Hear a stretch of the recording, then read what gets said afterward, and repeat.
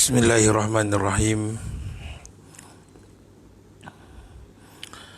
Assalamualaikum warahmatullahi wabarakatuh. Alhamdulillahi rabbil alamin. Wassalatu wassalamu ala rasulil amin, Sayyidina Muhammadin wa ala alihi wa sahbihi ajma'in. Bismillahirrahmanirrahim. Wa la hawla wa la quwwata illa billahil aliyil azim.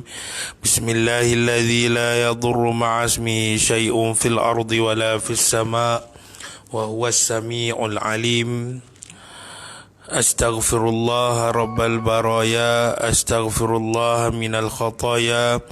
Rabbi ighfirli warhamni wa tub alayya. Allahumma taqabbal taubati.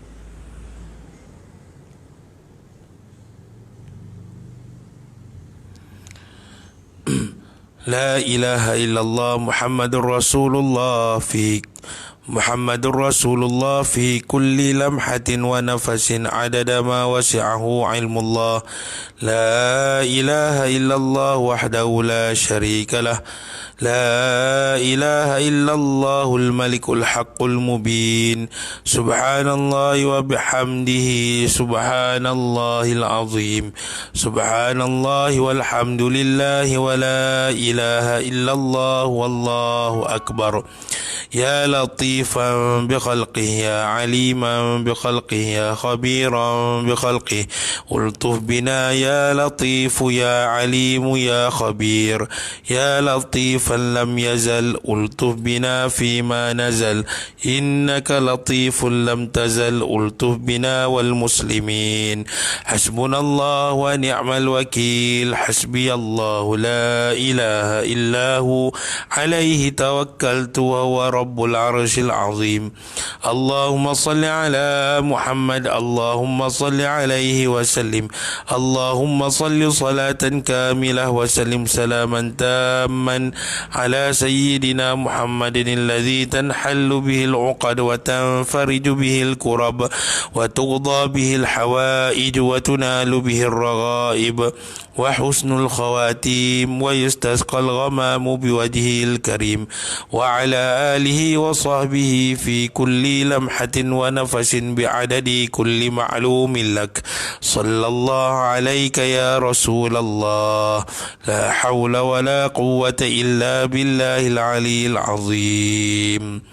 Bismillahi ma sya'allah, la yasuqul khaira illallah. Bismillahi ma sya'allah, ma kana min ni'matin fa minallah. Bismillahi ma sya'allah, la yasrifu su'a illallah. Bismillahi ma sya'allah, la hawla wa la quwwata illa billah. Amma ba'du. Alhamdulillah, bersyukur kita kepada Allah Subhanahu wa taala dengan kasih sayang Allah Subhanahu wa taala pada tengah hari yang sangat cantik. Suasana tengah hari ini, cuaca pun cantik, keadaannya baik. Moga-moga Allah memberi peluang kita setiap hari untuk sama-sama kita mempelajari ilmu, dan di masa cuti ini moga-moga Allah beri peluang juga untuk kita gunakan lidah kita untuk berzikir kepada Allah SWT. Sama-sama kita lakukan, dan peringatan ini bukanlah untuk yang melihat video ini, tetapi untuk yang sedang bercakap ini, kerana yang bercakap ini sangat dhaif dan fakir di sisi Allah Subhanahu wa taala. Jadi kita nak sambung sikit perbahasan kita berkenaan dengan selawat nariyah. Jadi kita nak tahu dalil yang seterusnya, iaitu kita nak tahu apakah dalil-dalil lagi yang menyokong yang menyokong supaya kita ini dibolehkan untuk membaca selawat nariyah ini, Jadi kita sebutkan di sini bahawa kita berada di permintaan yang kedua dalam selawat nariyah. seperti mana yang kita sebutkan, Allahumma salli salatan kamilah wa sallim salaman tamman ala sayyidina Muhammadin alladhi tanhallu bihil uqad wa tanfariju bihil kurab. Yang pertama kita dah bahaskan, iaitu tanhallu bihil uqad. Sekarang ni kita berada di permohonan kita yang kedua, wa tanfariju bihil kurab.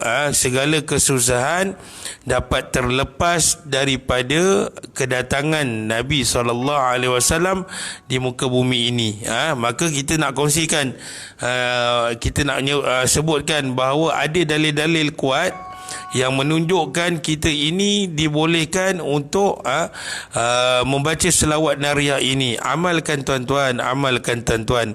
Tak dapat 4,444 kali, buat yang sekadar mampu. Sekadar mampu.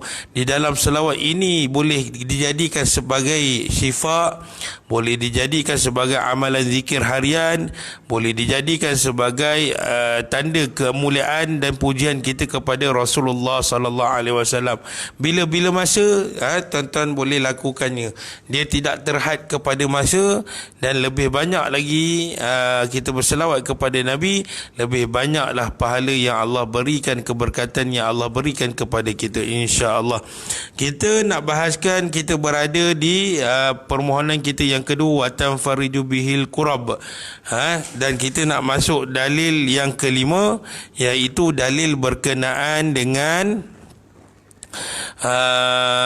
selain daripada kesusahan yang dialami oleh manusia, tetapi juga kesusahan yang dialami oleh binatang juga menumpang keberkatan yang ada pada baginda Nabi SAW. Dan sebelum ini kita telah menyebut bahawa seekor unta yang telah meningkat usia yang tua diseksa oleh tuannya, yang mana tuannya memaksa unta ini untuk membawa barangan yang banyak ataupun memikul barang yang banyak, tetapi tidak diberi makan. Disekat makanan unta tersebut. Maka unta ini mengadu kepada Rasulullah. Dan hari ini kita nak bawa lagi satu hadis bagaimana dengan keberkatan baginda Nabi SAW, binatang yang lain pun akan mendapat keistimewaannya, akan terlepas kesusahan yang dialami oleh binatang tersebut. Baik, kita akan bacakan satu hadis lagi yang menunjukkan seekor kijang ataupun seekor ibu rusa yang memohon kepada Rasulullah, yang meminta Rasulullah supaya menolongnya ketika dalam kesusahan. Jadi kita baca hadis ini, dan hadis ini sahih, yang diriwayatkan oleh Imam Muslim, Imam Daud dan Ibnu Majah. Baik, kita baca. An Ummi Salamah radhiyallahu anha qalat kana Rasulullah sallallahu alaihi wasallam fi as-sahra'i fa idza munadin yunadihi ya Rasulullah فالتفت فلم يرى أحدا ثم التفت فإذا ظبية موثقة فقالت أدنو مني يا رسول الله فدنا منها فقال حاجتك قالت إن لي حشفين في ذلك الجبل فحلني حتى أذهب فأرضعهما ثم أرجع إليك قال وتفعلين قالت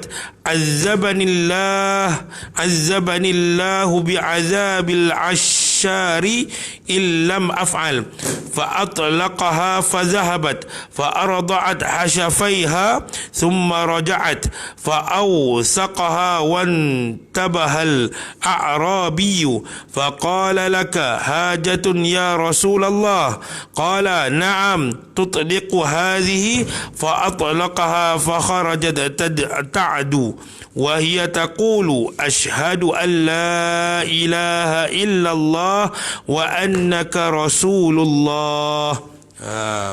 Kita nak tengok, ini dalil yang kedua yang mana seekor binatang yang kita telah bahaskan sebelum ni adalah unta yang telah diseksa oleh tuannya, tak diberi makan tetapi disuruh untuk membawa membawa bekalan yang banyak tapi tak bagi makan. Maka unta itu mengadu kepada Rasulullah. Yang hari ni kita nak bincangkan tentang bagaimana seekor ibu rusa ataupun seekor ibu kijang dia minta mohon kepada Rasulullah sallallahu alaihi wasallam. Tengok, binatang minta keberkatan kepada Rasulullah. Pertolongan yang Rasulullah nak buat nanti adalah itu satu keberkatan yang mana Rasulullah memahami pengaduan binatang-binatang. Maka kita baca di sini maknanya dari Ummu Salamah radhiyallahu anha, satu ketika Rasulullah sallallahu alaihi wasallam berada di padang pasir, di padang Sahra ni, tiba-tiba ada suara yang memanggil, ya Rasulullah. Beliau, baginda Nabi sallallahu alaihi wasallam, bila nama Rasulullah dipanggil ya Rasulullah, beliau menoleh, ternyata tidak ada melihat sesuatu. Maknanya bila ada orang yang memanggil Rasulullah ya Rasulullah, ada setengah riwayat yang mengatakan ibu kijang ini dia menyebut kepada Rasulullah, assalamu alayka ya Rasulullah, bagi salam kepada Rasulullah. Maka Rasulullah pun kalih, tengok kiri kanan tak ada orang siapa-siapa, sebab suara yang keluar itu seumpama macam suara suara seorang manusia. Kemudian menoleh, ternyata ada kijang yang kijang betina ataupun ibu kijang ni, kita guna bahasa senang ibu rusa ni, dia yang sedang diikat, maknanya kena jerat. Lalu Rasulullah tengok-tengok kiri kanan, tak ada orang. Tapi sekali lagi ibu rusa ini memanggil ya Rasulullah. Maka ternyata Rasulullah nampak di tepi padang Sahra ni ada seekor ibu kijang ataupun ibu rusa ini terkena jerat sehingga dia tidak dapat melepaskan diri. Maknanya terikatlah. Maknanya ada orang yang meletakkan jerat di tempat situ untuk menjerat rusa. Maka ibu rusa ni dah terkena jerat manusia yang meletakkan meletakkan jerat di situ. Maka kijang tu ataupun ibu rusa tu pun berkata kepada Rasulullah, ya Rasulullah, tolong sekejap dekat dengan aku. Maka Rasulullah pun, beliau pun mendekat, iaitu baginda Nabi SAW pun pergilah dekat kepada Rasulullah dan Rasulullah bertanya kepada ibu rusa tu, apakah kamu ada keperluan? Rasulullah tanya, hai ibu kijang, apa yang nak aku tolong kau ni? Maknanya macam itulah, apa keperluan kau panggil aku ni? Maka ibu kijang tu pun menjawab, Ya, memang aku ada masalah sikit, aku nak minta pertolongan. Aku mempunyai 2 ekor anak di gunung sana. Maknanya ibu rusa ni dia pergi jauh, dia pergi merantau sebab dia nak cari makanan untuk anak-anak dia. Lalu tiba-tiba tengah cari makanan tu terkena jerat yang manusia pasang. Maka dia panggil Rasulullah, ya Rasulullah, tolong aku, dekat dengan aku ni, aku ada. Lalu ibu rusa ni pun mencerita, ya Rasulullah, aku mempunyai 2 ekor anak di gunung sana, di balik gunung, tempat yang jauh lah maknanya. Tolong lepaskan aku ya Rasulullah. Ibu rusa dia minta Rasulullah ni supaya dilepaskan untuk pergi, supaya aku ni dapat patah balik ke gunung sana untuk menyusui anak-anak aku. Lalu aku akan kembali kepadamu. Ini janji seekor binatang. Kita sekarang ni, zaman sekarang ni, kita banyak mendustakan Rasulullah. Kita banyak menghina Rasulullah. Kita kurang puji kepada Rasulullah. Tetapi binatang sangat bila nampak Rasulullah siap panggil dan minta tolong kepada Rasulullah. Tetapi saya nak tanya kepada tuan-tuan, bagaimana cara binatang-binatang ni, macam kita ceritakan semalam unta, macam kita ceritakan hari ini ibu rusa ni, dia mengenali Rasulullah. Macam cerita hari ni, ibu rusa ni tengah-tengah Nabi jalan di padang Sahra, padang pasir ni, tiba-tiba rusa ni kenal itu Rasulullah. Bagaimana? Disebut di dalam kitab Syama'ilul Muhammadiyah, kenapa Allah menyembunyikan khatamun nubuwah, cop mohor Nabi ni. Cop mohor Nabi ini ada Allah ciptakan di antara kedua-dua bahu, maknanya di pangkal tengkuk di belakang.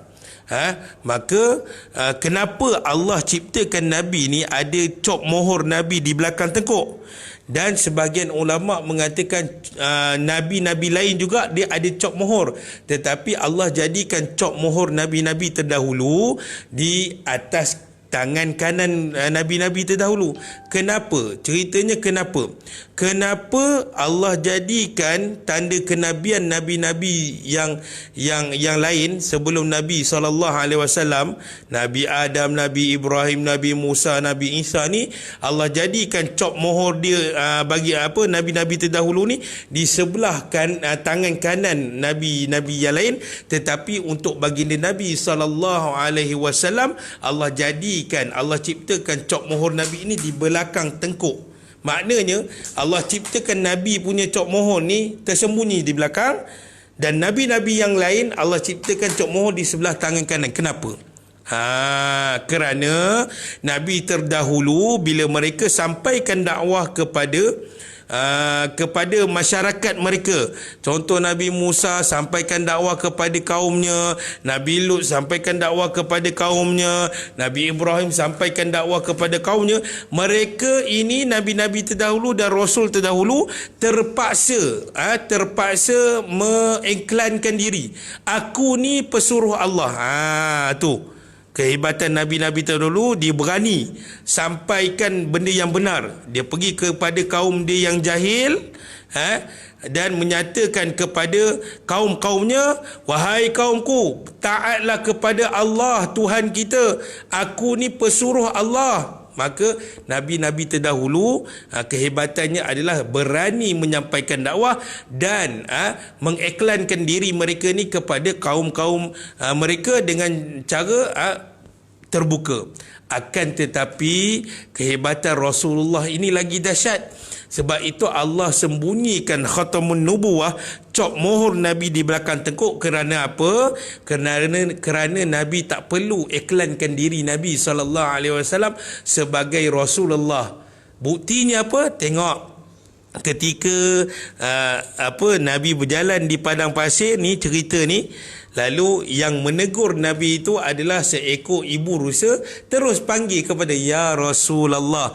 Maknanya kedatangan Nabi SAW ini, seluruh makhluk bila melihat Rasulullah maka mereka kenal ini adalah pesuruh Allah. Kerana apa? Kerana Nabi telah diceritakan oleh Allah Subhanahu Wa Taala dalam kitab Taurat dan kitab Injil. Dalam kitab Taurat dan kitab Injil, Allah telah menyebutkan nama Nabi ni dengan nama Ahmad. Maka mereka melihat wajah Nabi, cukup melihat wajah Nabi telah menggambarkan ini Rasulullah. Maknanya Nabi tak perlu iklan, aku ni Rasulullah, aku ni Rasulullah, tak perlu. Mereka melihat akhlak Nabi, mereka melihat susuk tubuh Nabi, mereka lihat wajah Nabi, mereka melihat sikap luaran Nabi macam mana. Ini mereka telah, bila mereka melihat semua itu, mereka kenal ini adalah Muhammad bin Abdullah. Tengok satu mukjizat yang Allah nak ceritakan dalam hadis ini, bagaimana Nabi tak perlu cari ataupun Nabi tak perlu iklankan dirinya sebagai Rasulullah, tetapi tiba-tiba unta dapat pergi kepada Rasulullah dan ibu rusa pun terus nampak je seorang lelaki ni lalu, terus dia kata, Assalamualaikum ya Rasulullah, mai sini kejap, aku minta tolong kepada engkau ni. Tengok, padahal Nabi SAW ketika itu tak pernah cerita dekat rusa ni, rusa, aku ni Rasulullah. Nabi tak pernah. Tetapi dengan mukjizat yang Allah jadikan kepada baginda, dipanggil mukjizat jasadiyah, mukjizat pada anggota badan Nabi, telah menunjukkan bahawa Nabi ini Rasulullah.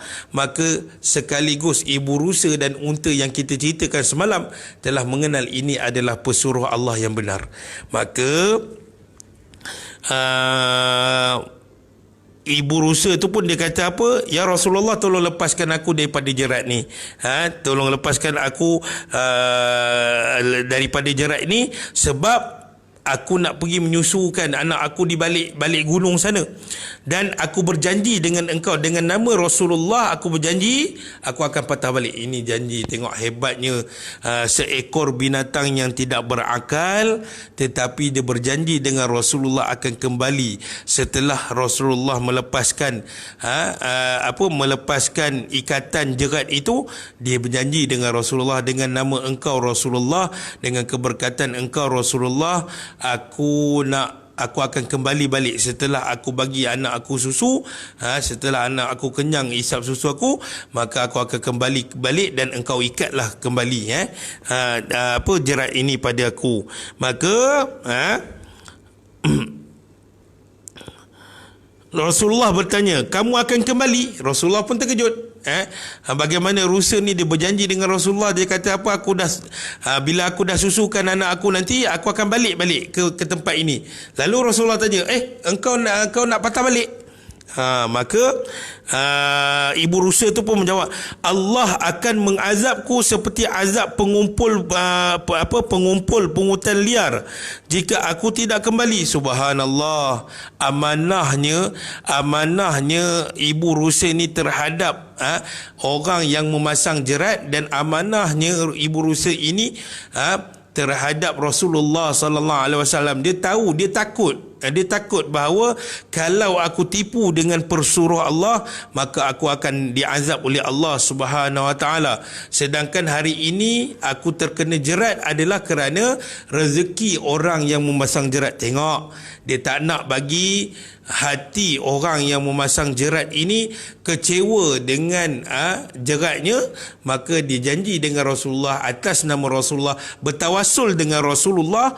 Maka dia kata, ya Rasulullah, setelah aku bagi kenyang anak aku, setelah aku susui anak aku janji dengan engkau, aku akan kembali balik ke tempat ini. Itu jawab si ibu. Lalu baginda Nabi SAW melepaskan ibu rusa tersebut. Ia pun pergilah menyusui kedua-dua anaknya. Maka berlarilah laju ibu rusa ini. Dia pergi ke anaknya di balik gunung tu dan menyusui anaknya. Kemudian setelah sekian lama, bukan makan beberapa hari, setelah beberapa waktu ketika itu, lalu kembalilah lagi dan Nabi mengikatnya. Tengok, maka setelah melalui tempoh yang panjang juga, tapi taklah makan sehari, maka Rasulullah tunggu di tempat yang jerat itu. Sedang ketika itu orang tokek ataupun tuan punya jerat tu dia sedang tidur di bawah pokok. Maka Rasulullah tunggu di tempat jerat itu. Rasulullah nak tengok ibu rusa ni dia menepati janji ataupun tidak. Maka saat ketika setelah tiba masanya, Rasulullah nampak ibu rusa ni berlari daripada jauh untuk kembali ke tempat yang dia kena jerat tu. Subhanallah, subhanallahil azim. Ini adalah mukjizat yang terjadi kepada Rasulullah sallallahu alaihi wasallam, yang mana Allah nak menunjukkan bahawa Nabi adalah rasul yang mulia, rasul yang benar, membawa kebenaran, rasul yang membawa ajaran yang benar, rasul yang membawa Islam, agama yang benar di sisi Allah Subhanahu taala. Dan lelaki Arab yang memiliki terbangun dan bertanya. Maka setelah Nabi ikat balik ibu rusa tu, Nabi orang empunya kepada jerat ni, tuan kepada jerat ini bangun dan bertanya kepada Rasulullah, apa engkau ada keperluan ya Rasulullah? Maknanya di sini bila orang Arab itu bangun daripada tidur, dia terjaga daripada setelah dia rehat lama di bawah pokok, maka dia tengok bangun-bangun, tengok Rasulullah dah terjegat depan dia. Sedangkan Rasulullah dah selesaikan ikatan pada kaki ibu rusa tu tadi.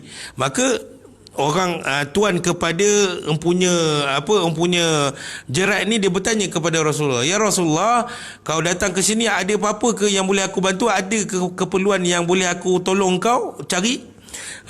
Maka Rasulullah pun menjawab, ya, kamu lepaskan kijang betina ini. Lelaki itu melepaskan kijang itu, berlari dan berkata, aku bersaksi tiada Tuhan selain engkau dan bahawa engkau adalah utusan Allah. Subhanallahul azim.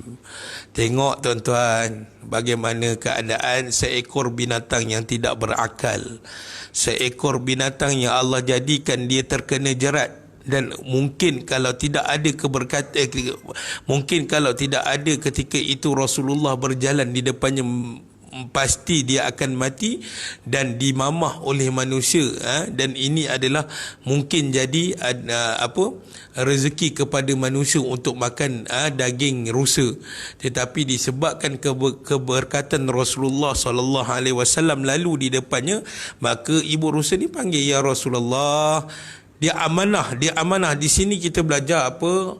Seorang, kalau kita nisbahkan kepada manusia, seorang ibu yang mempunyai anak, seorang ayah yang mempunyai anak, dia telah diberikan amanah oleh Allah Subhanahu Wa Taala, iaitu berupa anak-anak kita. Anak-anak kita ini merupakan amanah daripada Allah Subhanahu Wa Taala. Di dalam cerita ini, ibu rusa ni dia takut, kalaulah aku menipu Rasulullah, Allah akan azab aku. Yang kedua, kalaulah aku ini tidak bertanggungjawab ke atas anak-anak aku, juga Allah akan azab aku. Maka dia keluar pergi mencari makanan untuk anak-anaknya. Ketika dia mencari makanan ni, dia terkena jerat. Maka dengan keberkatan Rasulullah, lalu pada ketika itu dia minta kepada Rasulullah untuk lepaskan dia, dan dia kembali kepada anaknya. Dia selesaikan tanggungjawab ni sebagai seekor ibu rusa kepada anak-anaknya. Setelah selesai, dia kembali balik untuk memenuhi hak empunya jerat tersebut. Maka ketika itu, bila mana tuan jerat ni bangun dan bertanya kepada Rasulullah sallallahu alaihi wasallam, wahai Rasulullah, engkau ada di sini sebab apa ya Rasulullah? Maka Rasulullah kata, wahai tuan, wahai bang, empunya kepada jerat ini, tolong lepaskan rusa ini, kerana rusa ini masih ada anak-anak yang perlu dia bertanggungjawab kepada anak-anaknya. Maka tidak ada bantahan daripada empunya jerat ini, maka lepaslah empunya jerat ini terhadap ibu rusa tersebut. Maka ibu rusa pun berlari terus pulang kepada kepangkuan anaknya. Maka sebelum pulang, apa yang dikatakan dengan takdir Allah Subhanahu Wa Taala, dengan takdir Allah Subhanahu Wa Taala, Allah jadikan mulut rusa sekali lagi untuk berkata kepada Rasulullah, iaitu, aku bersaksi tiada Tuhan. Kenapa Allah ajar kepada binatang ini, Allah takdirkan binatang ini boleh mengucap 2 kalimah syahadah? Ini menunjukkan mukjizat Rasulullah. Ini menunjukkan bahawa Rasulullah ini mampu buat apa saja dengan bantuan Allah Subhanahu Taala. Bila bantuan Allah nak datang kepada kita, kita mestilah balas apa yang Allah berikan kepada kita. Ini mukjizat yang besar yang terjadi dalam kehidupan baginda Nabi sallallahu alaihi wasallam. Maka Allah takdirkan ibu rusa ini berkata, tiada Tuhan selain Tuhan engkau ya Rasulullah, iaitu Allah SWT, dan bahawa engkau adalah utusan Allah. Sedangkan Nabi SAW tak pernah berjumpa rusa tersebut, tak pernah bercakap sebelum ni dengan rusa tersebut, tak pernah mengatakan bahawa ini rusa kepunyaan aku. Rasulullah tak pernah. Tiba-tiba Rasulullah jalan di padang Sahara, rusa ni kenal kepada Rasulullah dengan kelebihan-kelebihan yang Allah jadikan kepada jasad Rasulullah. Maka dia minta tolong, ya Rasulullah, tolong lepaskan aku. Maka dengan keberkatan baginda ayat ada pada waktu ketika itu, rusa juga mendapat keberkatannya, dan empunya jerat juga mendapat keberkatan daripada Rasulullah sallallahu alaihi wasallam. Sahabat-sahabat sekalian, bagaimana keadaan seekor ibu rusa yang begitu tenang, yang begitu gembira apabila datangnya Rasulullah sallallahu alaihi wasallam untuk membantunya, untuk pada awalnya untuk diselesaikan tanggungjawabnya kepada anak-anaknya. Setelah itu Rasulullah minta empunya jerat untuk lepaskan rusa ini daripada jerat. Maka bergembiralah rusa itu terhadap bantuan Rasulullah SAW. Begitu juga kita kena rasa gembira kerana kita ini sama dengan Rasulullah, iaitu kita dari kalangan manusia yang mana Allah utuskan seorang manusia yang paling mulia kepada kita, yang membawa kita ini daripada keluar daripada kezaliman kepada kebaikan, yang daripada kejahilan kepada orang yang berilmu. Maka kita patut bergembira dengan kedatangan baginda Nabi sallallahu alaihi wasallam. Kita patut kena rasa bersyukur Allah berikan baginda Nabi sallallahu alaihi wasallam kepada kita, kepada umat akhir zaman kita, kerana inilah kemuliaan yang Allah jadikan kepada kita disebabkan kehadiran Nabi sallallahu. Kita tunjukkan bahawa tidak ada masalah kita memohon bertawasul dengan Rasulullah sallallahu alaihi wasallam, dengan berkat Rasulullah sallallahu alaihi wasallam itu. Moga-moga kita doa kepada Allah Taala, Allah makbulkan doa-doa kita, Allah makbulkan hajat-hajat kita, Allah kabulkan segala permintaan dan apa yang kita apa yang kita nak melalui keberkatan baginda Nabi sallallahu alaihi wasallam. Tu yang pertama. Yang kedua, dalil ini telah menunjukkan bahawa dibolehkan kita untuk bermunajat ataupun memuji Rasulullah. Bagaimana cara kita nak puji Rasulullah? Melainkan dengan cara kita berselawat kepada Nabi sallallahu alaihi wasallam. Jadi yang ketiga adalah menunjukkan selawat nariyah ini memang boleh kita baca setiap hari, supaya dengan keberkatan kita membaca selawat ke atas Nabi ini, Allah mengurniakan apa-apa saja yang kita nak alami. Allah sihatkan seluruh ahli keluarga kita, Allah jauhkan kita daripada wabak coronavirus ini, dan Allah jadikan kita ini seorang insan yang rasa bersyukur. Kerana apa? Dengan keberkatan baginda Nabi SAW. Kenapa saya katakan dengan kita dilatih ataupun kita diajar dengan rasa bersyukur kepada Allah Ta'ala? Kerana itulah salah satu sifat baginda Nabi SAW, iaitu orang yang paling bersyukur ke atas nikmat-nikmat Allah Ta'ala. Sebab itu Nabi ajar satu doa. Setiap kali lepas solat, tuan-tuan dan puan-puan jangan lupa membaca doa ini. Apa doa dia yang Nabi ajar? Allahumma a'inna ala zikrika wa syukrika wa husni ibadatik. Sekali lagi saya bacakan doa ini. Allahumma a'inna ala zikrika wa syukrika wa husni ibadatik. Ya Allah, jadikan kami, ya Allah, jadikan kami, ya Allah. Allahumma a'inna ala zikrika. Jadikan kami ini salah satu daripada manusia yang sentiasa mengingatimu, ya Allah. Zikrika wa syukrika, dan jadikan kami juga dari kalangan insan-insan yang sentiasa bersyukur kepadamu. Wa husni ibadatik, di antara orang-orang yang melakukan dalam beribadah, supaya kita ini diterima oleh Allah Subhanahu Wa Taala. Jadi untuk tengah hari ini sekadar itu saja yang dapat saya kongsikan kepada sahabat-sahabat sekalian. Mohon tuan-tuan share, tuan-tuan sebarkan video ini. Moga-moga kita mendapat manfaat yang bersama. Jadi lebih-lebih lagi kita tengah hari ini kita mensyarahkan tentang kebaikan membaca selawat nariyah. Selawat nariyah ini adalah selawat yang mana kita mohon kepada Allah Subhanahu Taala, kita mohon kebaikan daripada keberkatan Nabi SAW, daripada Allah Subhanahu Taala. Kita yakin bahawa pemberi segala pemberi adalah Allah Subhanahu taala, bukanlah Nabi SAW. Dan kita yakin juga Nabi memang bukan pemberi segala-galanya, tetapi Nabi adalah pembawa kepada petunjuk jalan Allah Subhanahu Wa Taala. Tanpa Nabi kita tidak akan kenal Allah Subhanahu Wa Taala. Tanpa Rasulullah, tanpa perjuangan Rasulullah, mungkin kita ini masih dalam keadaan jahil. Kita Allahumma ja'alna syukran, ya Allah jadikan kami ini insan-insan yang bersyukur terhadap nikmat-nikmat-Mu.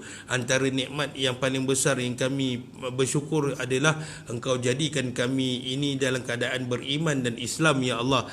Yang keduanya, Engkau jadikan Rasulullah sallallahu alaihi wasallam untuk umat akhir zaman, ya Allah, yang menyebabkan kami ini dengan doa Nabi itu Engkau menangguhkan azab umat akhir zaman dengan takdir Engkau, dengan izin Engkau, ya Allah. Ya Allah, ya Tuhan kami syukur di atas nikmat-nikmat ini, ya Allah, kerana Engkau hadirkan Rasulullah sallallahu alaihi wasallam untuk mengeluarkan kami daripada kejahilan kepada berilmu, untuk mengeluarkan kami daripada kezaliman kepada kebaikan, untuk mengeluarkan kami daripada kehinaan kepada dihormati sehingga hari ini, ya Allah. Ya Allah, jagalah Islam kami, ya Allah. Jagalah iman kami, ya Allah. Jagalah Islam dan iman seluruh ahli keluarga kami, ya Allah. Ya Allah, dengan berkat kami membaca selawat nariah ini, jauhkan kami daripada wabak coronavirus ini, ya Allah, agar kami sihat sejahtera dapat melakukan ibadah kepadamu dengan sempurna. Rabbana hablana min azwajina wa dhurriyyatina qurrata a'yun waj'alna lil muttaqina imama. Rabbana la tuzigh qulubana ba'da idh hadaitana wa hab lana min ladunka rahmah innaka antal wahhab. Rabbana atina fid dunya hasanah wa fil akhirati hasanah wa qina adzaban nar. Wa sallallahu ala sayyidina Muhammad wa ala alihi wa sahbihi wasallam tasliman katsira walhamdulillahi rabbil alamin. Sekadar itu saja di tengah hari ini. Saya akhiri dengan aqulu qauli hadza wa astaghfirullah li wa lakum. Wassalamu alaikum warahmatullahi wabarakatuh.